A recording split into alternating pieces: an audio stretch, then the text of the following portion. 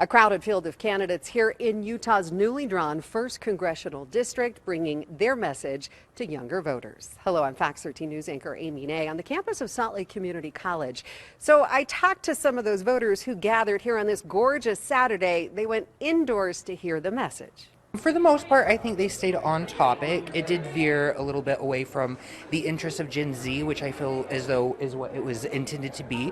But for the most part, I give it a solid B, and 80%. They answered most things correctly in the spirit that it was intended to be, how it affects Gen Z. So I'm definitely looking forward to getting some clarifying questions and answers from the candidates. Reaction from some of those who attended this special forum Saturday on a gorgeous sunny day. Some 5 or 6 dozen went inside the Student Center at Salt Lake Community College to meet the candidates in the newly drawn 1st Congressional District. What do we need and what's important to us is jobs. We can create jobs by building more homes. Giving young people tax credits when they're first homeowners, providing them with assistance when they're trying to grow a family. I will increase federal housing supply by creating incentives for higher density housing development in urban areas. 8 candidates took turns answering questions from the Gen Z voters delivered by a moderator and determined by an earlier survey of young voters, covering everything from housing to the Great Salt Lake to health care and gun rights. We have to be working on legislation that can get across the finish line.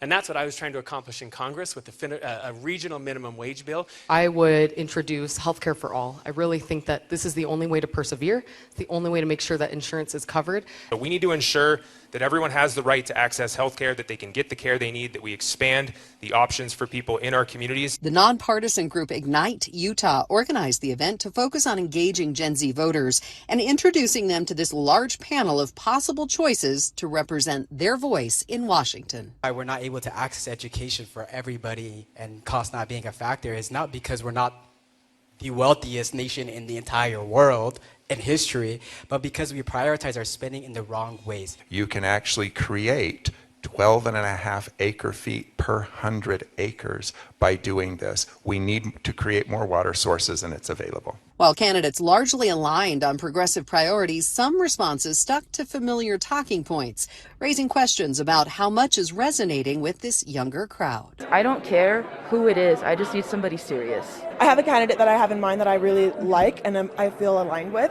However, I also, for the rest of the candidates, I think their potential constituents deserve to know how they're going to be fighting against these systems. Like, what work have they done outside of their political career to challenge these systems? Kylie and Fane were quite engaged in the nearly 3-hour event and say they were excited to see so many of their peers turn out. Seeing a lot of people out gives me a lot more fire. I'm really excited to see people out here. Seeing 5 dozen people here and there's also people online, it is fire. It makes you motivated. Seeing young people get involved, especially at a primary and not a general election, when it's not a presidential year, when we're seeing a lot of issues come to the forefront, I think a lot of Gen Z specifically are feeling very passionate because it's affecting us. Trey Walton worked for a candidate who recently pulled out of the race and now here to see for himself if the 8 remaining address the important issues he says need to be addressed. We're seeing rising costs, but we're not seeing a rise in wages. Our college tuition, on average, we carry more debt, maybe 4 times as more as generations previously.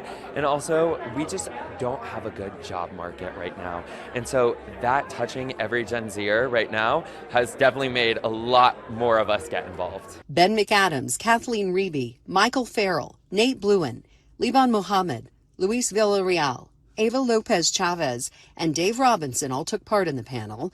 With the primary this summer, candidates will have limited time to stand out, especially with a generation of voters looking for more than what they've been promised in the past. Utah's primary is set for June 23rd with Election Day, November 3rd. Reporting on the campus of Salt Lake Community College in Taylorsville, Amy Nay, Fox 13 News, Utah.